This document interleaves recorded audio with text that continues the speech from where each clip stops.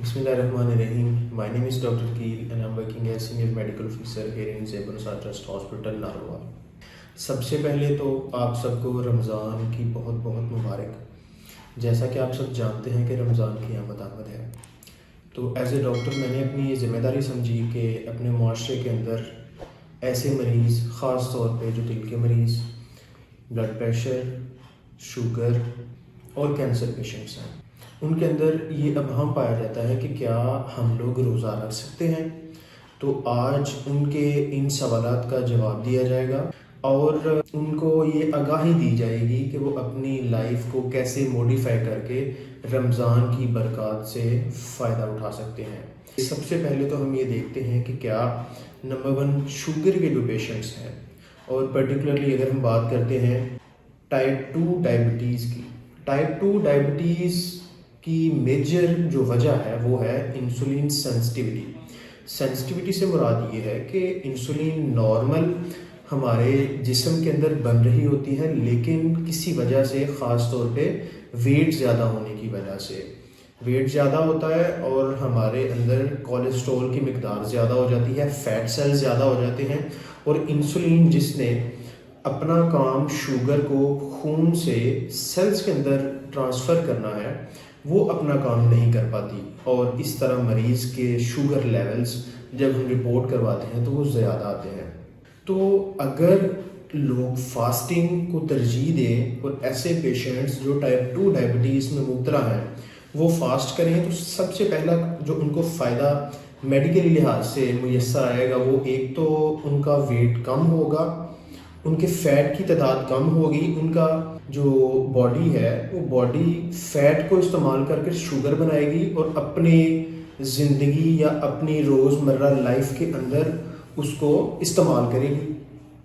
इसके साथ साथ जो इंसुलिन सेंसिटिविटी है सेल्स के साथ वो इंक्रीज़ कर जाएगी और इंसुलिन हमारे ब्लड से सेल्स के अंदर ट्रांसफ़र होना शुरू हो जाएगी।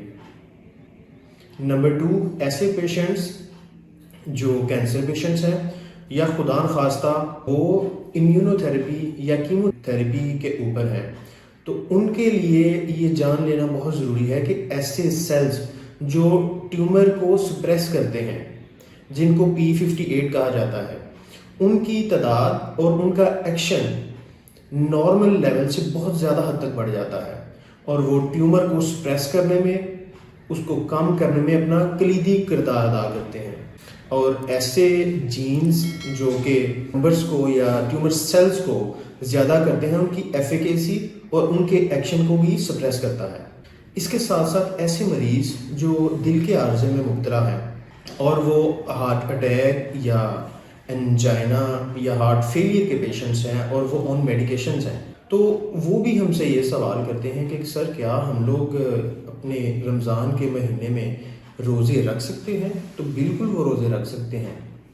हार्ट अटैक होने की जो मेजर वजह है वो है हमारी खून की नालियों के अंदर तंगी।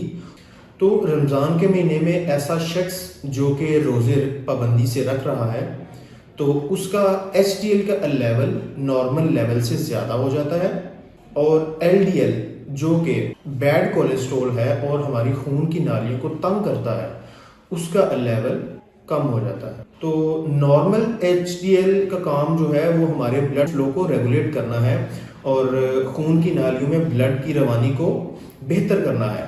तो अगर HDL का लेवल ज़्यादा होगा तो गुड कोलेस्ट्रॉल ज़्यादा होगा, इसके साथ साथ खून की नालियों में खून की रवानी बेहतर तरीके से हो सकती है और मरीज़ हार्ट अटैक, स्ट्रोक या और जो खून की नालियों की बीमारी है उनसे भी बच सकता है। तो मेरा आज का ये पैगाम आप सबके लिए है, मेरे लिए भी दुआ करें और हमारे हॉस्पिटल के लिए भी दुआ करें। Thank you so much.